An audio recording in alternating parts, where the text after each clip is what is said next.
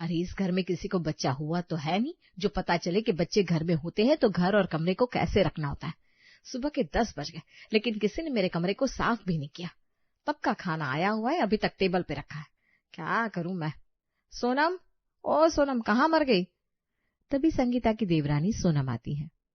क्या हो गया भाभी, सुबह का नाश्ता पसंद नहीं आया क्या? मुन्ना तो ठीक है ना? मुन्ना तो मेरा ठीक ही रहेगा, बुरा हो उसके दुश्मनों का। एक बात बता, अभी तक मेरे कमरे में झाड़ू पोछा क्यों नहीं लगा? तुम लोग खुद तो गंदगी में रहते हो, मेरे बच्चे को भी गंदगी में मारोगे क्या? कैसी बात कर रहे भाभी, मरे आपके दुश्मन, में अभी घर साफ कर देती हूँ। घर साफ नहीं करना है, मेरा कमरा साफ करना है। और जूस अभी तक नहीं आया। तभी वहां सास आती है हाथ में जूस लेकर। ये जूस भी ले संगीता, तो अच्छा खाएगी पिएगी तो बच्चे के पेट में भी अच्छा जाएगा। जब तक ये दूध पी रहा है ना तब तक तुझे जो खाना है बस हम लोगों से मांग लिया कर, ये अच्छे से बड़ा होगा। क्या खाक बड़ा होगा अच्छे से? खाने पीने से ही सब कुछ नहीं होता, कमरा भी साफ रहना चाहिए। आप लोगों ने तो घर को स्टेशन बना रखा है। यार ये पर्दे ना कल ही धुलवा दो। सोना, ये पर्दे चढ़कर उतार दो आज। जी भाभी, मैं थोड़ी देर में कर देती हूँ। सोनम सास के साथ बाहर आती है। तभी वहां ननद भी खड़ी मिलती है। हो क्या क्या है तुम दोनों को? इनके पहले तो जैसे कभी किसी ने बच्चा ही नहीं पैदा किया। भाई बहुत से लोग बच्चा पैदा करते हैं, कई तो बच्चा पैदा होने के दूसरे दिन ही खड़ी हो जाती हैं और पूरा काम संभाल लेती है। ये संगीता भाभी ने बच्चा पैदा करके तुम दोनों को नौकरानी बना दिया है। सोनम, जिसे काफी टाइम से बच्चा नहीं हो रहा था। आप नहीं समझती दीदी, बच्चा होने के बाद ना शरीर बहुत कमजोर हो जाता है, औरत को बहुत केयर की जरूरत होती है। जिससे बच्चा नहीं हो पा रहा है आप उनसे पूछिए, एक बच्चे के लिए मैं कितना तरस रही हूँ। भगवान दीदी की सेवा करके खुश हो जाए और मुझे भी। अरे क्यों परेशान हो रही है? अभी तेरी शादी को वक्त ही कितना हुआ है, हो जाएगा बच्चा। और मैं अकेले थोड़ी ना उसकी सेवा करती हूँ, सोनम भी मेरे साथ लगी है। तो भी सुन, जाकर बाजार से मौसमी भी ले आना, तेरी भाभी को जूस की आदत है ना। फिर अगली सुबह, सोनम तूने संगीता का कमरा साफ कर दिया? जी माँ जी, आज तो मैंने एक तरफ नाश्ता चढ़ाया और दूसरी तरफ झाड़ू। भाभी को आज शिकायत का मौका नहीं मिलेगा, बच्चे को कुछ नहीं होगा माँ जी। हाँ बेटा, मैं नहीं चाहती कि हमारे बाबू को कोई भी परेशानी हो।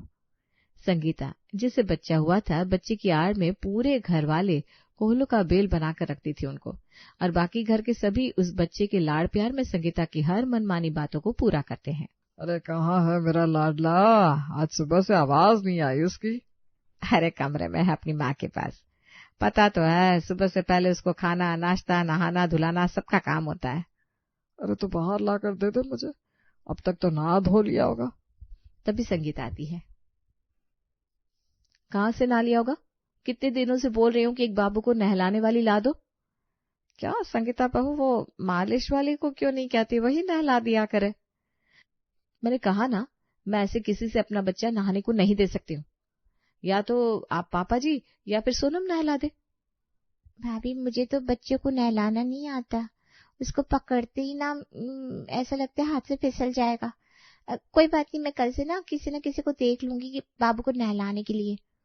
अच्छा मुझे दे दो, मैं नहला दूंगा। मेरे कलेजे में थोड़ी ठंड नहीं पड़ती जब तक मैं उसे सीने से ना लगा लूं। जाकर ले आओ, उसे देख लूं तो मेरे दिन की शुरुआत अच्छी हो। हाँ लेकिन अभी वो सो रहा है। तभी अंदर से बाबू की रोने की आवाज आती है। अरे वो तो उठ गया, मैं अभी लाकर देती हूँ भाऊजी। अरे नहीं, अभी नहीं, अभी इसको बाहर नहीं लाना है। मैं जा रही हूँ ना कमरे में। फिलहाल मेरे लिए गर्म खाना लगा कर ले आओ, और दाल थोड़ी अच्छी बनाना, देसी घी ज्यादा डालना। बहुत देर तक इंतजार के बाद भी संगीता ससुर को बच्चा नहीं देती। शाम को ससुर बेचारा शांत हो जाता है। घर में बहुत साल बाद बच्चा आया था, तो इस बच्चे पर तो घर के हर सदस्य का दिल टिका होता है। रहने दीजिए ना, कोई बात नहीं, हो सकता है सो रहा हो या भूखा हो। आप जाइए ऑफिस, शाम को खिला लीजिएगा। कुछ दिन ऐसे भी होते हैं। फिर एक दिन, सुनिए सासू माँ, वो क्या है ना, कमरा मुझे छोटा पड़ रहा है, आप कुछ भी करके कमरा को थोड़ा बड़ा करवाइए। कैसी बात करिए बेटा, तुझे तो घर का सबसे बड़ा कमरा दिया है। हाँ तो आपको पता है ना, बाबू घुटने से चलता है, अब उसको कम से कम एक बड़ी जगह तो चाहिए ना घूमने के लिए। हाँ तो उसे बाहर छोड़ दिया करना, पूरे घर में घूमेगा। ऐसे कैसे? पूरे घर की फर्श में आपको पता नहीं कितने कीड़े मकोड़े चलते हैं। मैं अपने कमरे में कालीन बिछा रही हूँ, पापा जी से कहिएगा 20,000 रुपए दे दे, कल कालीन वाला आ रहा है, बाबू को कोई परेशानी नहीं होनी चाहिए। सास कुछ नहीं बोलती, वहां से चली जाती है। संगीता अपनी माँ को फोन करती है। माँ, मेरा कमरा देखा, इन लोगों का उल्लू हम ऐसे बनाते हैं। अरे माँ, बच्चे के नाम पर इन लोगों को पागल बनाना बहुत आसान है। मुझे तो ऐसा लगता है जैसे मैं किसी होटल में रह रही हूँ। समय पर खाना पीना, रूम सर्विस, और जो पसंद आए वो चिल्ला के डांट कर मना लो। बहुत मजा है माँ बच्चा होने के बाद। ये तो अच्छा है कि तेरी देवरानी को बच्चा नहीं होता। सास ससुर तो तेरे बाबू के पीछे पागल है, कहीं उसे कभी बच्चा हो गया तो? अरे रहने दो ना माँ, उसे बच्चा होने वाला होता तो अब तक हो चुका होता। और वैसे भी मुझे क्या लेना देना, मुझे तो बस बच्चे के नाम पर इन लोगों से पैसे हड़पने हैं। लेकिन कैसे, ये समझ में नहीं आ रहा। हाँ संगीता, मैं तुझे इसीलिए फोन करने वाली थी। तू एक काम कर, बच्चे के नाम पर इन लोगों से जितने पैसे, सोना चांदी हड़प सकती है हड़प ले। हाँ माँ, पर कैसे बोलो कि लाओ सोने के गहने दे दो? अरे तुम क्यों मांगेंगी, वो लोग दे देंगे, वो भी खुशी खुशी। तू बस एक काम कर, बाबू के 6 महीने के होने पर एक पूजा रख, और उस पूजा में दादी, चाची और दूसरे रिश्तेदारों को सोने के गहने बच्चे के नाम पर देने पड़ते हैं, ये बोल। मैं भी दिखावे के लिए कोई छोटा सा गहना दे दूंगी, बाद में तू सब मुझे वापस कर देना। बिल्कुल माँ, अब तुझसे थोड़ी ना लूट लूंगी। बाबू के नाम पर कोई छोटी मोटी पूजा करवा देती हूँ और इन लोगों से खूब सारा पैसा ऐंठ लूंगी। आज तो बहुत कमजोरी लग रही है, मन कर रहा है बादाम वाला दूध बना कर देते कोई। गरम गरम दूध पीकर मजा ही आ जाएगा। खुद के लिए मांगूंगी तो अच्छा लगेगा क्या? सोनम, अरे ओ सोनम, कहाँ मर गई? तभी देवरानी आती है। रसोई में थी दीदी, बताइए क्या हो गया? वो क्या है ना, बाबू को थोड़ी कमजोरी लग रही है तो उसको बादाम उबाल कर दूध दे देती। अरे दीदी, बाबू तो अभी बहुत छोटा है, बच्चे को बादाम गरम नहीं करेगा क्या पेट में? ज्यादा डॉक्टर मत बन, तुमको क्या पता बच्चे को क्या चाहिए क्या नहीं। कोई बच्चा तो है नहीं तुमको, और जितना बोलो ना उतना ही क्या कर, एक बड़ा ग्लास भर के दे दे। सोनम बेचारी दूध में बादाम उबाल कर देती है और संगीता खूब मजे से ड्राई फ्रूट्स, दूध और फल फूल के मजे लेती है। संगीता का आतंक बढ़ता ही चला जा रहा था। फिर एक दिन, सोनिया जी, माना सोनम को बच्चा नहीं है, लेकिन जिस हिसाब से संगीता उससे घर का काम करवाती है, वो घर की बहू कम और नौकरानी ज्यादा लगने लगी है। सही बोल रही हो, बच्चे के लालच ने हम लोगों को भी अंधा कर दिया है। बड़ी बहू से बोलो अब थोड़ा कमरे से बाहर निकले और छोटी बहू को भी आराम दे। जी, मैं आज ही बात करती हूँ। अगले रोज सास संगीता से कहती है, देखो संगीता, अब थोड़ा सा ना घर गृहस्थी में ध्यान देना चाहिए तुमको। बाबू 6 महीने का हो गया है और अब तो घर का कोई भी उसको संभाल सकता है। सारा दिन तुम कमरे में रहती हो और बैठी रहती हो, घर का पूरा काम सोनम को करना पड़ता है। सोनम के साथ घर के कामों में हाथ बटाओ, आखिर वो भी हमारी बहू है। सास की बात सुनकर संगीता को तो ऐसा लगता है जैसे कोई उसका रंगीन सपना टूट गया हो। वो सास के सामने तो कुछ नहीं बोलती, लेकिन सास के जाने के बाद, सुन रहे हैं तुम्हारी माँ क्या बोल कर गई है? कह रही थी बच्चा छोड़ के घर का काम करो। सोचो मेरा बच्चा अगर पलंग से नीचे गिर गया तो? अरे नहीं नहीं नहीं, तुम बाबू का ध्यान रखो, इतनी मुश्किल से तो हमारे घर में बच्चा आया है। माँ का क्या है, घर का काम तो कोई भी कर सकता है।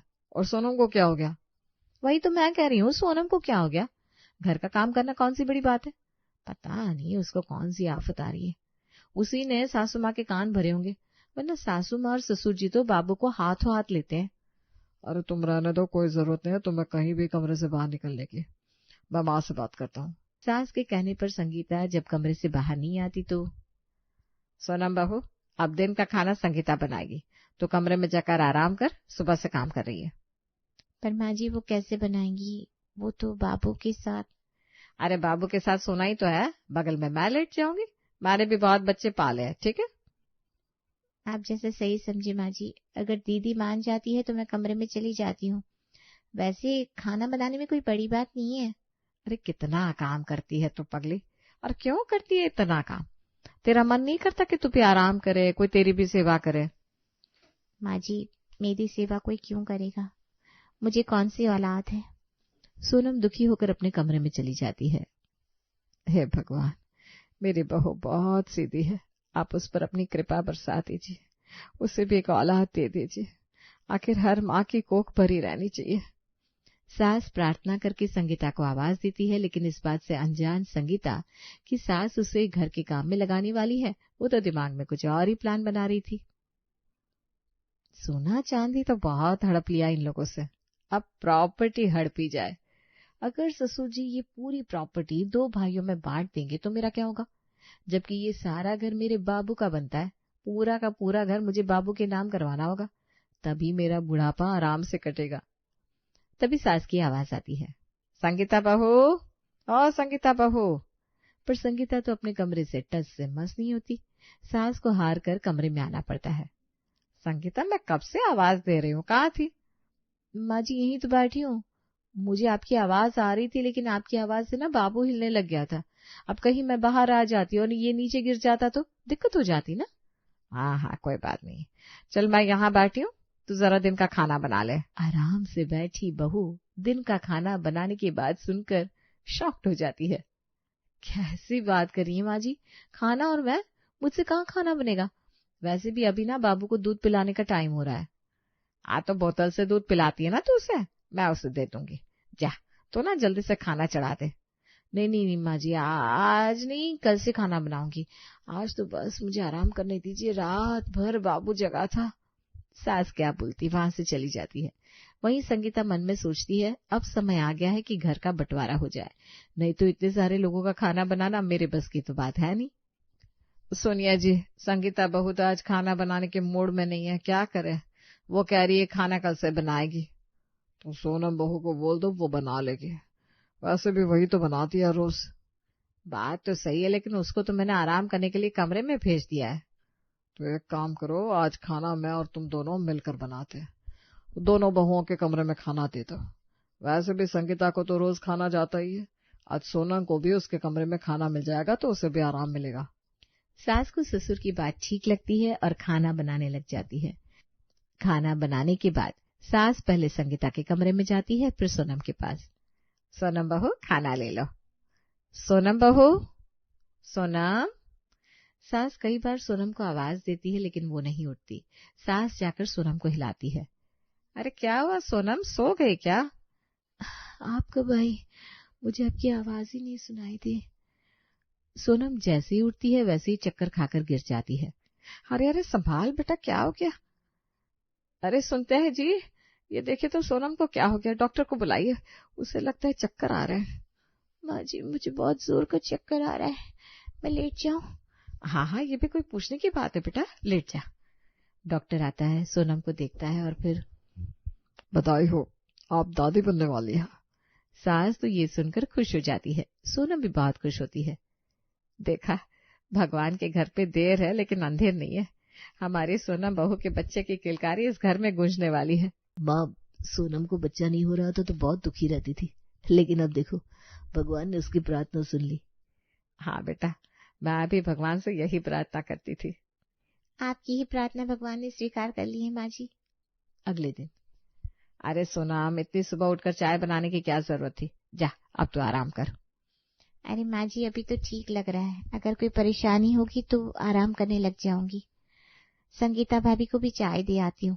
नहीं, उसका कमरा ऊपर है तो सीढ़ियाँ कैसे चढ़ोगी, मैं आवाज देता हूँ। संगीता बेटा अपनी चाय लेकर जाओ। नहीं पापा जी, मैं सीढ़ियाँ नहीं उतर सकती, वो क्या है ना, बाबू के कारण परेशानी होती है। इसके तो नाटक ही खत्म नहीं होते, लेकिन अब इसके नाटक कोई नहीं सहेगा। ठीक है दीदी, मैं ऊपर आती हूँ। कोई जरूरत नहीं है। देखो संगीता, अब सोनम बहू भी पेट से है, तो चाय पीनी है तो नीचे आ जाओ, नहीं तो रहने दो। संगीता को भी गुस्सा आता है, वो बिना चाय पिए रह जाती है। फिर दिन में, क्या बात है, ना आज सूप कमरे में आया ना ही खाना, आवाज देनी पड़ेगी। सोनम, ओ सोनम कहाँ हो? वो कमरे में है, बोलो। आज सूप जूस कुछ आया नहीं कमरे में, खाने का वक्त हो रहा है। सूप बना लो नीचे आकर, और सोनम को भी दे देना।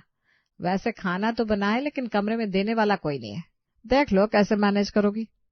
संगीता तो गुस्से से पागल हो जाती है, वो अपनी माँ को फोन लगाती है। माँ, देख रही हो आप, ये सोनम जब से पता चला ना पेट से, मेरे घर में तो मेरी हालत धोबी के गधे जैसी हो गई है। तू अब इन लोगों से घर बाबू के नाम करवा ले, क्योंकि जो बच्चा अभी आया नहीं उसके इतने नखरे झेल रही ये लोग, तो सोचो अगर आ जाएगा दुनिया में तो क्या हाल होगा तेरा। सही बोल रही है माँ, आज ही बात करती हूँ। संगीता शाम को नीचे आती है और जोर जोर से चिल्लाने लगती है। पापा जी एक बात कान खोलकर सुन लीजिए, ये घर मेरे बेटे का है, वो बड़ा है तो पूरा घर उसी को मिलना चाहिए। ये क्या बात हुई, कैसी बात कर रही हो? अभी तो ये बच्चा बहुत छोटा है और वैसे भी बाप दादाओं का मकान बच्चों में बराबर हिस्से में बंटता है। ये मकान मेरे दोनों बेटों का होगा। ऐसे कैसे? बड़े बेटे को वही मिले जो छोटे को, जिम्मेदारी तो बड़े ने उठाई। मेरी आज तक पेंशन आ रही है, मैं किसी भी बच्चे पर निर्भर नहीं हूँ, और अब तो सोनम बहू को भी बच्चा होने वाला है, तो घर का हिस्सा तो बराबर ही होगा। बिल्कुल नहीं होगा, सारा घर मुझे चाहिए। संगीता की सारी बात उसका पति सुन लेता है। इतने दिनों से तुम्हारी हरकत देख रहा हूँ। अरे पहले तो तुमने मेरी माँ और भाभी को नौकर बना दिया, और क्या अब हम सबको सड़क पर लाओगी? ये घर पापा का है, वो चाहे किसी को भी दे। अरे कैसी बात कर रहे हो? मैं तो हम लोगों के भले के लिए बात कर रही हूँ ना। रोहन, अच्छा होगा कि तुम अपनी बीवी बच्चे को लेकर घर छोड़ दो। वैसे भी ना तो ये बाबू से हम लोगों को खेलने देती है और ना ही घर का कोई काम करती है, ऊपर से बंटवारे की बात। पर पापा बाहर का किराया वो तुम और तुम्हारी बीवी समझे। संगीता देखती है कि बच्चे को देखकर भी अब ये लोग उसे घर में रहने नहीं देंगे, तो वो समझ जाती है कि भलाई झुकने में ही है, नहीं तो किराए के नाम पर हर महीने हजारों रुपए कहाँ से आएंगे। नहीं नहीं, हम लोगों को बाहर मत निकालिए घर से। अब आई ना रास्ते पर, अब से तुम घर का सारा काम करोगी और बाबू को सबके साथ खेलने दोगी। बोलो, है ये शर्त मंजूर? जी मंजूर है, मुझे माफ कर दीजिए।